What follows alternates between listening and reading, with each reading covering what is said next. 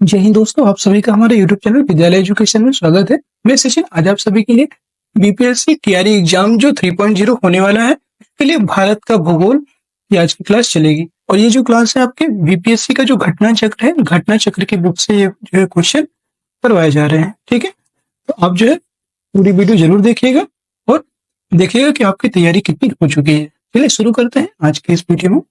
आपके सामने पहला क्वेश्चन है, भारत विस्तृत है 37 डिग्री 17 मिनट 53 सेकंड उत्तर से, 8 डिग्री 6 मिनट 28 सेकंड दक्षिण के बीच।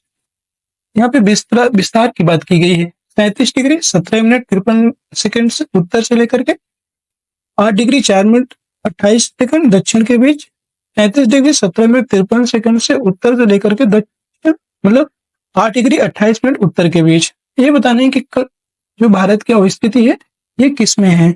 जो भारत है आपका, ये आपका 8 डिग्री 4 मिनट, ठीक है, 8 डिग्री 4 मिनट उत्तर, 8 डिग्री 4 मिनट उत्तर से लेकर के ये नॉर्थ से लेकर के कितना है आपका 37 डिग्री 6 मिनट, 37 डिग्री 6 मिनट जो है ये आपका 37 डिग्री 6 मिनट उत्तर में स्थित है। ठीक है, ये आपका 37 डिग्री 6 मिनट नॉर्थ। इसका जो राइट आंसर हो जाएगा वो डी हो जाएगा, इनमें से कोई नहीं है। ठीक है, और अगर अक्षांश, ये तो आपका क्या है 8 डिग्री 4 मिनट, ये आपका जो है एक तरह से अक्षांश है। ठीक है, और देशांतर की बात करेंगे तो देशांतर में है आपका 68 डिग्री 7 मिनट, 68 डिग्री 7 मिनट से लेकर के ये जो है देशांतर आपका स्थित है 97 डिग्री 25 मिनट, 97 डिग्री 25 मिनट। ये आपका जो है देशांतर वाला हिस्सा है। इसका जो राइट आंसर हो जाएगा डी ऑप्शन हो जाएगा। नेक्स्ट क्वेश्चन है आपका क्वेश्चन नंबर 2। भारत का क्षेत्रफल संसार के क्षेत्रफल का 2.4% है, परंतु इसकी संपूर्ण मानव जाति का 16% जनसंख्या है। ये बताना है कौन सा सही है। ये तो नहीं है। संपूर्ण मानव जाति का 17% जनसंख्या है, एकदम सही। संपूर्ण मानव जाति का 18% है, नहीं। और 28, ये भी नहीं होगा। इसका जो राइट आंसर हो जाएगा 17% होगा। ठीक है, भारत का क्षेत्रफल की बात करेंगे तो यह 32,87,263 वर्ग किलोमीटर है, जो संसार के समस्त क्षेत्रफल के स्थलीय भाग का लगभग 2.4% है, जबकि भारत में संपूर्ण विश्व की लगभग 16.51% जनसंख्या निवास करती है। 1990 तक की जनसंख्या के आधार पर जो है अतः निकटतम जो उत्तर विकल्प बी होगा। ठीक है, हम 17% ही मानेंगे, निकटतम इसके है। और जब वर्तमान संदर्भ में देखेंगे तो 17.5% है। ठीक है, नेक्स्ट क्वेश्चन है क्वेश्चन नंबर 3। भारतीय प्रमाणिक समय IST इंडियन स्टैंडर्ड टाइम एवं ग्रीनविच माध्य समय GMT में अंतर पाया जाता है। ये बताना है कितना अंतर है। 4.5 घंटे, 5.5 घंटे, -5.5 घंटे, -4.5 घंटे। तो ये माइनस मतलब पीछे होगा, प्लस 5.5 घंटे ज्यादा है। ठीक है, आगे है एक तरह से। भारतीय मानक समय इंडियन स्टैंडर्ड टाइम जो है IST 82 डिग्री 30 मिनट पूर्वी देशांतर से लिया जा रहा है। यह देशांतर रेखा जो है प्रयागराज मिर्जापुर से होकर गुजरती है। भारतीय मानक समय IST जो है ग्रीनविच माध्य समय GMT से 5 घंटा 30 मिनट आगे है। ठीक है, नेक्स्ट है हुंड्रो जलप्रपात है, एक तरह से ये निर्मित है इंद्रावती नदी पर, कावेरी नदी पर, स्वर्ण नदी पर, उपरोक्त में से कोई नहीं। जो आपका हुंड्रो जलप्रपात है ये आपका जो है स्वर्ण रेखा नदी पर स्थित है, स्वर्ण रेखा नदी पर स्थित है। ठीक है, ये ऑप्शन इसका राइट हो जाएगा। नेक्स्ट क्वेश्चन है क्वेश्चन नंबर 5। भारत की सर्वोच्च चोटी है माउंट एवरेस्ट, कंचनजंगा, गांडवी या नंगा पर्वत। तो भारत की सर्वोच्च चोटी की बात करेंगे वो है आपका गांडवी। हिमालय पर्वत की श्रेणी के पर्वतों की ऊंचाइयां एवं संबंधित देश इस प्रकार दिए हुए हैं, देख लीजिएगा। माउंट एवरेस्ट जो विश्व की सबसे ऊंची चोटी है और यह जो है नेपाल में स्थित है, 8,848.86 मीटर इसकी ऊंचाई है। गांडवी ये आपके भारत में है, जिसे हम K2 के नाम से भी जानते हैं, और ये 8,611 मीटर इसकी ऊंचाई है। नेक्स्ट आपका कंचनजंगा, इसकी ऊंचाई है आपकी 8,598 मीटर, ये भी आपके भारत में स्थित है।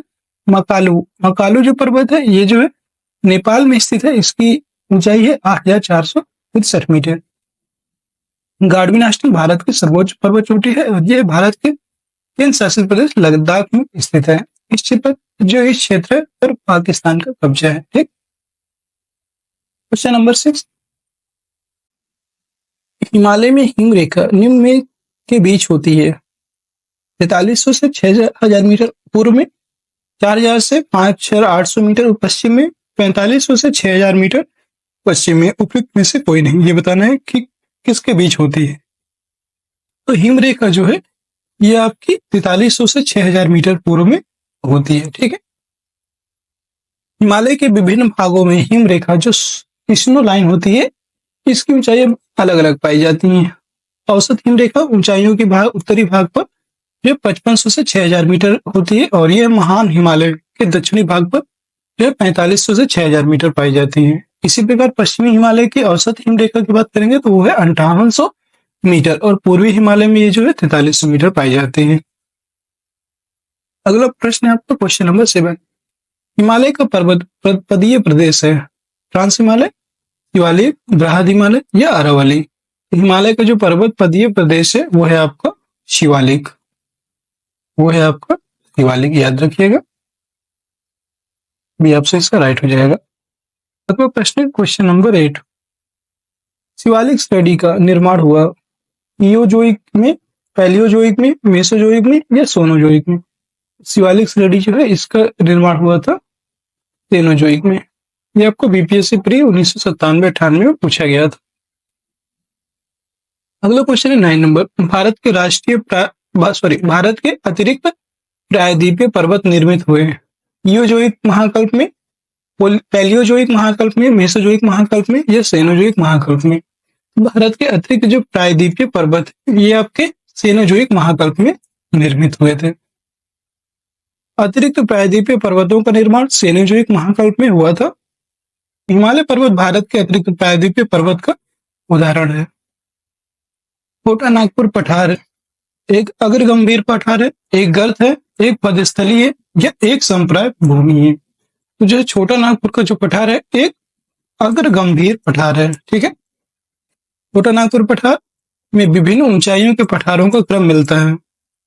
मध्य पश्चिमी भाग पर पाट भूमि स्थित है जिसकी अधिकतम ऊंचाई 1100 मीटर मिलती है। इस पठार की प्रत्येक दिशा में सोपान मिलते हैं।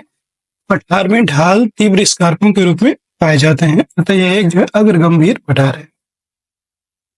अब हम देखेंगे 11 नंबर क्वेश्चन, भारत में भू आकारों की रचना के संबंध में निम्नलिखित कथनों पर मनन कीजिए।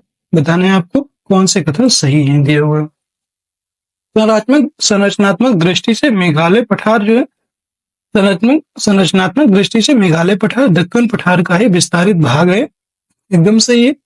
कश्मीर घाटी की रचना एक सम अभिनति से में हुई है। जो कश्मीर घाटी है इसकी रचना एक सम अभिनति में हुई है, ये भी सही है। गंगा मैदान की रचना एक अग्रगर्त में हुई है, ये भी सही है। हिमालय की उत्पत्ति भारतीय प्लेट, यूरोपियन प्लेट तथा चीनी प्लेट के त्रिकोणीय अभिसरण से फलस्वरूप हुई है, ये गलत है। यहाँ पे चीनी प्लेट नहीं आएगा, इसलिए आपका फोर्थ ऑप्शन गलत हो जाएगा। 1, 2, 3 सही है। इन कथनों में से कौन से कथन सही ये बताना है, तो ए ऑप्शन इसका राइट हो जाएगा। देखिएगा, मेघालय पठार प्रायद्वीपीय पठार का बहिर्शायी है और यह एक समतल भूमि है जो भ्रंशन के कारण भारतीय प्रायद्वीप से मालदा गैप द्वारा अलग हो गया है।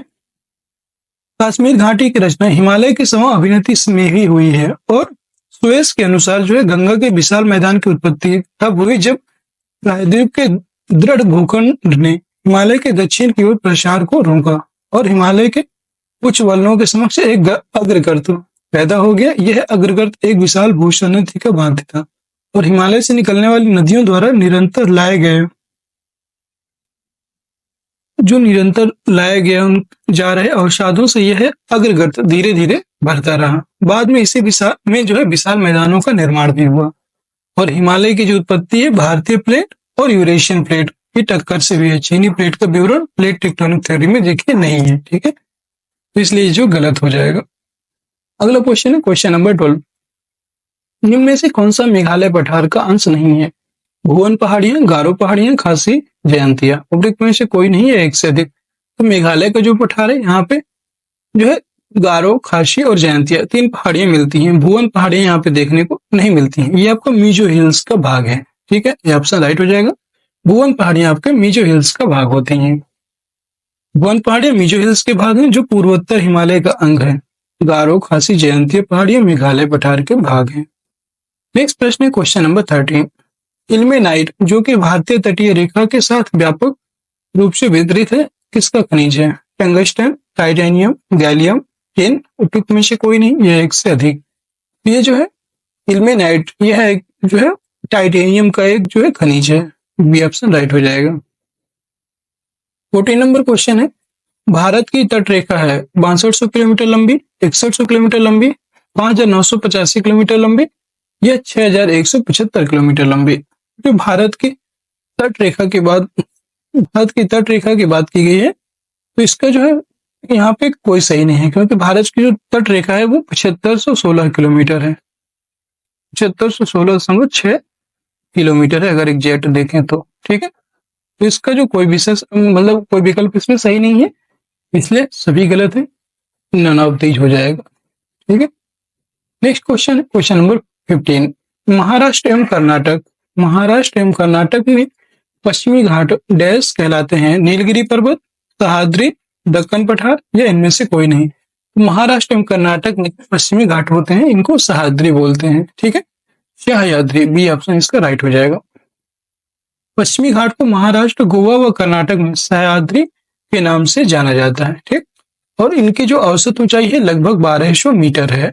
औसत ऊंचाई 1200 मीटर तक है। केरल में इसे जो है सहाय पर्वतम के नाम से जाना जाता है। ये काफी इंपॉर्टेंट है, सहाय पर्वतम। 16 नंबर क्वेश्चन है, वह दर्रा जो सर्वाधिक ऊंचाई में अवस्थित है? जोजिला, रोहतांग, नाथुला या खैबर। तो आप सभी को पता है, और ये ऑप्शन है उपयुक्त में से कोई नहीं है, एक से अधिक। ये जो है सर्वाधिक ऊंचाई पर जो स्थित है वह है आपके इनमें से कोई नहीं होगा। ठीक, क्योंकि रोहतांग, जोजिला और ये खैबर, ये सभी जो है सबसे अधिक ऊंचाई पर नहीं है। ठीक है, इसका जो राइट आंसर हो जो होगा वो हो जाएगा आपका नाथुला। तो अच्छा, नाथुला की लंबाई है यहाँ पे 14,450 फीट। अगर फीट में बात करेंगे तो 14,400 फीट नाथुला की लंबाई है। ठीक है, जोजिला की जो ऊंचाई है इसकी बात करेंगे तो ये जो है 11,578। रोहतांग की बात करेंगे तो रोहतांग आपका जो है 13,044 फीट पे है। और खैबर आपका ये है आपको 3,510। और ये पता ना उपयुक्त में सर्वाधिक ऊंचाई में कौन सा अवस्थित है। तो जो सर्वाधिक जो ऊंचाई है उसमें स्थित होने वाला जो आपका दर्रा है वो है आपका यांगजी दीवान। यांगजी दीवान, यांगजी दीवान सर्वाधिक ऊंचाई वाले दर्रे का आपका नाम है। ठीक है, और ये जो ये फीट में है, ये भी फीट में है, और 3510 ये भी आपका फीट में है। ये पूरी ऊंचाई जो है फीट में है। बट यांगजी दीवार इसकी जो ऊंचाई है 5,890 मीटर है। ये मीटर में है, इसलिए सबसे अधिक है। देख लीजिए यहाँ पे थोड़ा सा, एक्चुअली यहाँ पे डाटा है ना, इसलिए थोड़ा आपको प्रॉब्लम हो सकती है। आप यहाँ से सही से देख सकते हैं। दिए गए विकल्पों में नाथुला सर्वाधिक ऊंचाई में अवस्थित है। नाथुला की ऊंचाई 14,450 फीट यानी कि 4,400 मीटर है। जोजिला की बात करेंगे, जोजिला की ऊंचाई 11,578 फीट है। रोहतांग की जो है रोहतांग दर्रा की ऊंचाई 13,044 फीट है यानी कि 3,975 मीटर, तथा खैबर दर्रा की ऊंचाई 3,510 फीट है। परंतु भारत का जो सर्वाधिक ऊंचाई में अवस्थित दर्रा है वो यांगजी दीवान है। 5,890 मीटर है इसकी ऊंचाई। और क्योंकि विकल्प में उपयुक्त में से कोई भी नहीं है, इसलिए जो है ये होगा। ठीक है, ये इसमें बताया आपको। जोजिला सबसे पहले में है यांगजी दीवान, और फिर दूसरे में है जोजिला। ठीक है, दूसरे में आपका नाथुला आएगा, तीसरे में आपका जोजिला आएगा। आप इतना याद रख सकते हैं। नेक्स्ट क्वेश्चन आपका 17। लक्षद्वीप आपको अवस्थित है दक्षिण पश्चिम भारत में, दक्षिण भारत में, दक्षिण पूर्वी भारत में, ये पश्चिम बंगाल के निकट पूर्वी भारत में। जो लक्षद्वीप टापू है आपका, ये आपका दक्षिण पश्चिम भारत में स्थित है। ये ऑप्शन राइट हो जाएगा। इसलिए थोड़ा सा ये जियोग्राफी है ना, ये जो आपका फिजिकल जियोग्राफी होता है थोड़ा सा टफ लगता है, क्योंकि यहाँ पे फैक्ट ज्यादा पूछता है और समझना भी पड़ता है। आप थोड़ा सा इसे ज्यादा से ज्यादा आपको याद करना पड़ेगा सही से। नेक्स्ट क्वेश्चन देखिए यहाँ पे लक्षद्वीप के बारे में। लक्षद्वीप अरब सागर में द्वीपों का समूह है। ये भारत का केंद्र शासित प्रदेश भी है। इसका कुल क्षेत्रफल की बात करेंगे 32 वर्ग किलोमीटर है और लक्षद्वीप के अधिकांश द्वीप प्रवाल द्वीप के हैं। लक्षद्वीप समूह में जो है द्वीपों की कुल संख्या 36 है, जबकि इनमें से केवल 10 ही आबादी है। 10 में ही आबादी है, यहाँ पे गलत लिखा है, 10 में ही क्या है आबादी है। लक्षद्वीप के सबसे उत्तरी द्वीप समूह को अमीन द्वीप और सबसे दक्षिणी द्वीप समूह को मिनिकॉय कहते हैं। मिनिकॉय शेष द्वीपों में से 9 डिग्री चैनल द्वारा पृथक होता है और कावारती लक्षद्वीप की राजधानी है, जो कावारती द्वीप पर ही स्थित है, याद रखिएगा। द्वीपों का समूह लक्षद्वीप प्रवाल उत्पत्ति का है, ज्वालामुखी उत्पत्ति का है, मृदा निक्षेपण में से कोई नहीं। अभी बताया ये प्रवाल द्वीप है, इसका राइट आंसर ए हो जाएगा, प्रवाल उत्पत्ति का है। अगले क्वेश्चन, लक्षद्वीप में कितने महाद्वीप हैं? अभी जस्ट बताया 17, 27, 36 या 47। लक्षद्वीप में जो है आपके 36 द्वीप हैं। सी ऑप्शन राइट हो जाएगा। अगला प्रश्न है क्वेश्चन नंबर 20। विदर्भ एक प्रादेशिक नाम है भारत में और यह गुजरात का अंग है, महाराष्ट्र का अंग है, मध्य प्रदेश का अंग है या उड़ीसा का अंग है। विदर्भ की बात करेंगे तो ये आपका जो है महाराष्ट्र वाला अंग है, ठीक है। विदर्भ महाराष्ट्र राज्य का उत्तर पूर्वी प्रादेशिक क्षेत्र है, याद रखिएगा।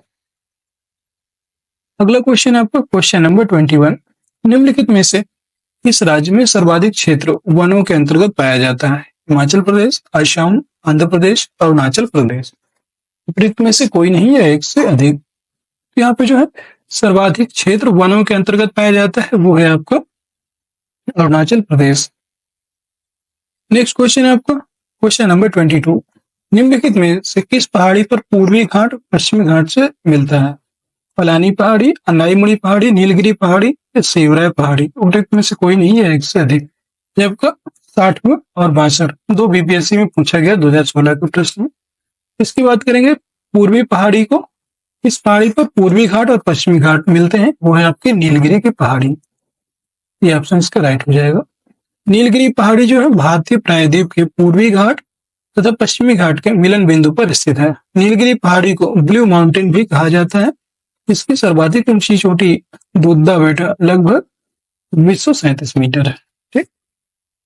अगला क्वेश्चन है कन्याकुमारी से सटी पहाड़ियां हैं। कौन कौन सी पहाड़ियां हैं कन्याकुमारी से सटी हुई? अन्नामलाई पहाड़ियां, नीलगिरी पहाड़ियां, कार्डेमम पहाड़ियां या सेवराय पहाड़ियां। जो कार्डेमम पहाड़ियां हैं, ठीक है, ये इलायची के लिए फेमस है। ये ऑप्शन राइट हो जाएगा। कार्डेमम पहाड़ियां कन्याकुमारी से सटी हुई पहाड़ियां हैं। पश्चिमी घाट पर्वत हिमालय के बाद भारत की दूसरी सबसे लंबी पर्वत श्रेणी है और इसकी लंबाई जो है 1500 किलोमीटर है। इसे सह्याद्री के नाम से भी जाना जाता है। नीलगिरी पहाड़ी एक स्थलीकृत घाट है जहां पूर्वी घाट तथा पश्चिमी घाट पर्वत मिलते हैं। नीलगिरी का सर्वोच्च शिखर आपका दोद्दा बेटा है और जो दक्षिण भारत का दूसरा सर्वोच्च शिखर है। पहला है आपका अनाईमुड़ी, दूसरी है दोद्दा बेटा। दक्षिण भारत का सर्वोच्च शिखर अन्नामलाई पर्वत चोटी पर स्थित है और यह नीलगिरी के दक्षिण में है। अन्नामलाई के दक्षिण में कार्डेमम इलायची की पहाड़ियां हैं जो कन्याकुमारी के नजदीक स्थित है। अगला है यहाँ पे 24 नंबर क्वेश्चन है। क्षेत्रफल के क्रम में भारत के 3 बड़े राज्य आप सभी को पता है। क्षेत्रफल में सबसे बड़ा है आपका राज्य राजस्थान, जिसमें राजस्थान है यही है और किसी में राजस्थान है ही नहीं है, तो ये जो है तीनों गलत हो जाएंगे। ये ऑप्शन ही सही हो जाएगा। सबसे बड़ा क्षेत्रफल में जो है आपका राजस्थान है। अगला क्वेश्चन है क्वेश्चन नंबर 25। भारत में जनसंख्या के अनुसार तीसरा एवं क्षेत्रफल में 12वां राज्य कौन सा है? ये क्वेश्चन तो आप सभी को पता ही होगा। महाराष्ट्र, मध्य प्रदेश, कर्नाटक, बिहार।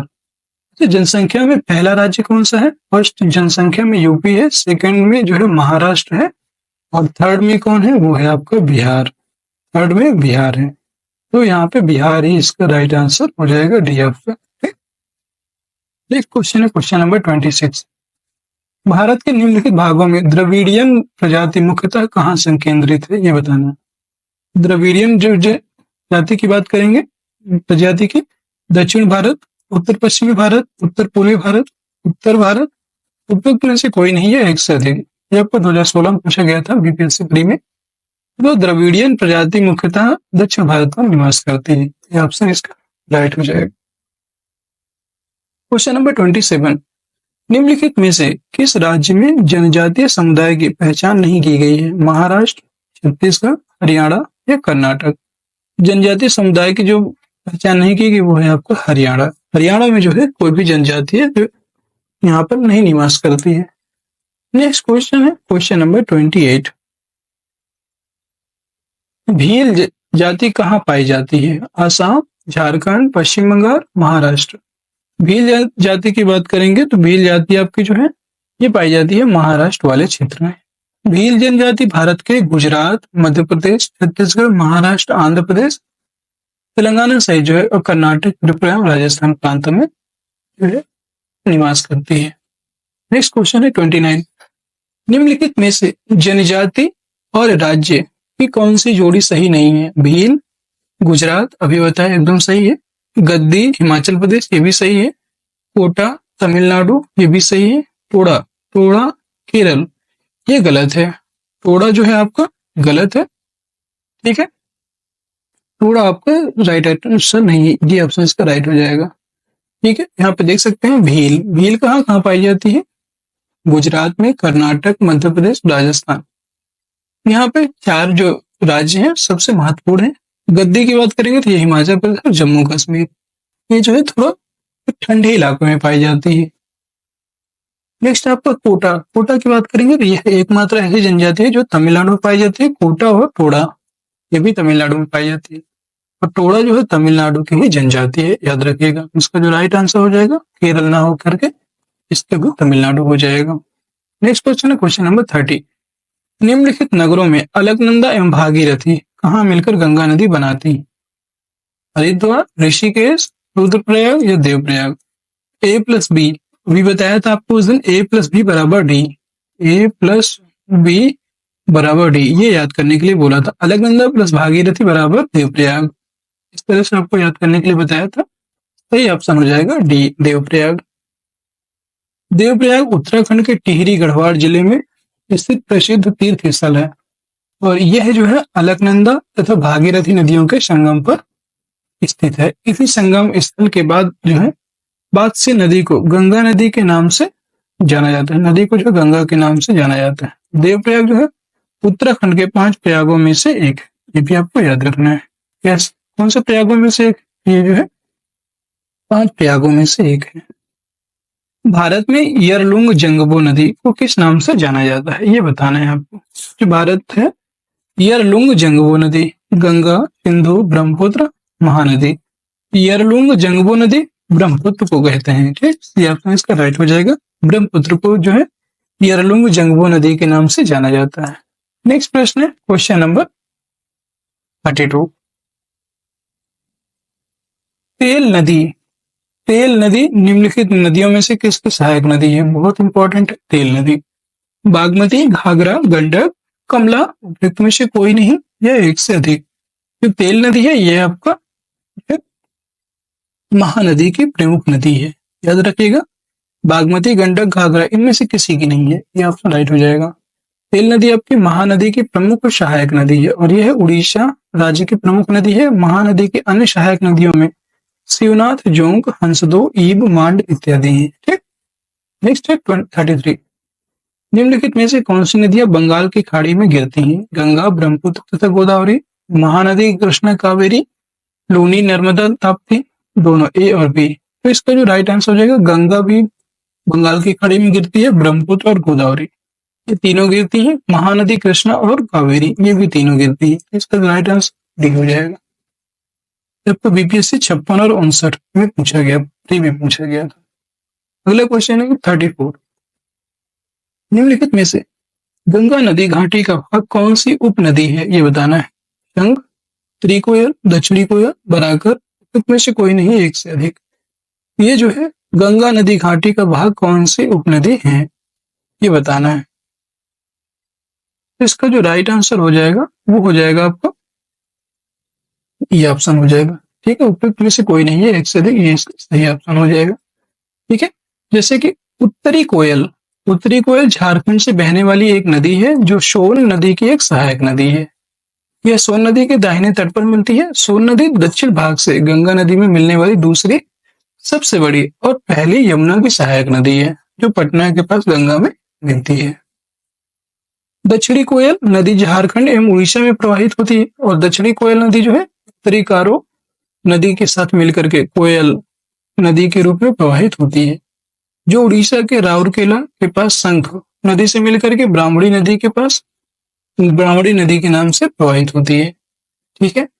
और बराकर नदी की बात करेंगे तो ये दामोदर नदी की मुख्य सहायक नदी है, जो झारखंड के कोडरमा पहाड़ से निकल करके हजारीबाग से होते हुए दामोदर नदी में मिलती है और दामोदर हुगली नदी से मिलती है। इस प्रकार बराकर, उत्तरी कोयल, गंगा नदी घाटी उप नदियां हैं, और जो है याद रखिएगा, इसलिए इसका राइट आंसर ये है। ठीक है। अगला प्रश्न, क्वेश्चन नंबर 35। तो दोस्तों क्लास कैसे लग रही है? अगर क्लास आपको पसंद आ रही है लाइक कर दीजिए, शेयर कर दीजिए, और चैनल में नए हैं तो चैनल को सब्सक्राइब जरूर करके जाइएगा। सब्सक्राइब अभी कर लीजिए। ठीक है। 35 नंबर क्वेश्चन है, सोन और गंगा नदी का संगम बिहार के किस जिले में स्थित है? बक्सर, पटना, भोजपुर, नालंदा, उपयुक्त में से कोई नहीं या एक से अधिक? ये बताना है आपको। सोन और गंगा नदी का जो संगम है ये भी आपका पटना में स्थित है। बिहार के किस जिले में? सोन और गंगा का जो संगम है ये बिहार के पटना जिले में स्थित है। अगला प्रश्न है 36। निम्न में से कौन सा शहर गंगा नदी के किनारे स्थित नहीं है? फतेहपुर, ये सही है, स्थित है मतलब। भागलपुर भी गंगा नदी के किनारे स्थित है। उत्तर काशी गंगा नदी के किनारे स्थित नहीं है। ठीक है। और ये जो है कानपुर भी आपको गंगा नदी के किनारे स्थित है। ये ऑप्शन इसका राइट हो जाएगा। ठीक है। अगला क्वेश्चन है क्वेश्चन नंबर 37। निम्नलिखित में से कौन सा एक सबसे सूखा स्थान है? सूखा स्थान पूछ रहा है, कौन सा है? मुंबई, दिल्ली, लेह और बेंगलुरु। यहाँ पे सबसे सूखा स्थान की बात करेंगे तो वो हो जाएगा लेह लद्दाख। लेह भारत में सबसे कम वर्षा का क्षेत्र है और यह भारत का सबसे शुष्क स्थल है। अगला क्वेश्चन है 38। अमृतसर एवं शिमला लगभग एक ही अक्षांश पर स्थित है, परंतु उनकी जलवायु में भिन्नता का कारण है उनकी ऊंचाई में भिन्नता, उनके समुद्र से दूरी, शिमला में बर्फबारी या अमृतसर में प्रदूषण। तो इसका जो राइट आंसर हो जाएगा वो हो जाएगा ए, उनकी ऊंचाई में भिन्नता। नेक्स्ट आपका जो है 39। भारत की सर्वाधिक वर्षा मुख्यतः प्राप्त होती है, ये बताना है। जो भारत है इसकी सर्वाधिक मुख्यतः वर्षा कहाँ होती है? तो सर्वाधिक वर्षा उत्तर पूर्वी मानसून से वापस होती, मानसून से दक्षिण पश्चिम मानसून से, और है आपका जो है अब बताना है किससे होती है। तो जो भारत की सर्वाधिक वर्षा मुख्यतः प्राप्त होती है सभी को पता है दक्षिण पश्चिम मानसून से। यहीं पे कर लेते हैं इसको, दक्षिण पश्चिम मानसून से जो है सबसे ज्यादा वर्षा होती है। इसी ऑप्शन इसका राइट हो जाएगा। अगला क्वेश्चन है क्वेश्चन नंबर 40। दुम्मटी लो मिट्टी में मिट्टी का कौन सा कण मिलता है? बालू कण, चिकना कण, पांसु कण, ये सभी प्रकार के कण। तो दुम्मटी जो लोम मिट्टी है इसमें जो है मिट्टी के सभी प्रकार जैसे बालू कण, पांसु कण और चिकना कण सभी प्रकार के कण देखने को मिलते हैं। अगला क्वेश्चन है क्वेश्चन नंबर 41। पौधों को सबसे अधिक पानी किस मिट्टी में मिलता है? चिकनी मिट्टी, पांसु मिट्टी, बलुई मिट्टी या लोम मिट्टी? जो पौधे हैं सबसे ज्यादा इनको पानी मिलता है चिकनी मिट्टी। ठीक। चिकनी मिट्टी में जल धारण की क्षमता सबसे अधिक होती है, इसलिए पौधों को सबसे अधिक पानी इसी मिट्टी में मिलता है। चिकनी मिट्टी में 50% से कम गाद, 50% तक मृत्तिका व बालू की कुछ मात्रा पाई जाती है। इसमें वायु का आवागमन कम होता है जिससे जल क्रांति हो जाती है। अगला क्वेश्चन है 42। निम्नलिखित नहर प्रणालियों में किससे बिहार के क्षेत्र में सिंचाई होती है? ऊपरी गंगा नहर, त्रिवेणी नहर, शारदा नहर, पूर्वी यमुना नहर, उपयुक्त में से कोई नहीं है एक से अधिक। तो निम्नलिखित नहर प्रणालियों में से किसमें बिहार के क्षेत्र में सिंचाई होती है ये बताना है। ये जो है त्रिवेणी नहर में जो है इसमें सिंचाई होती है। Next question question number 43। दिए गए कूट की सहायता से हरित क्रांति के घटक चुनना है। उच्च उत्पादन देने वाली किस्म के बीज, उच्च उत्पादन देने वाली किस्म के बीज हरित क्रांति के घटक है, एकदम सही है। ठीक है। ये सिंचाई ये भी सही है, ग्रामीण विद्युतीकरण ये भी सही है, ग्रामीण सड़कें और विपणन ये सभी सही है। ठीक। इसका जो राइट आंसर हो जाएगा डी, सभी चारों वो इसके जो सही घटक है। नेक्स्ट क्वेश्चन है,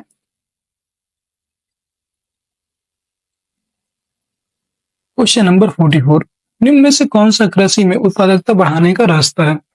कुशल सिंचाई, गुणवत्ता युक्त बीज, कीटनाशकों का प्रयोग या उर्वरकों का प्रयोग?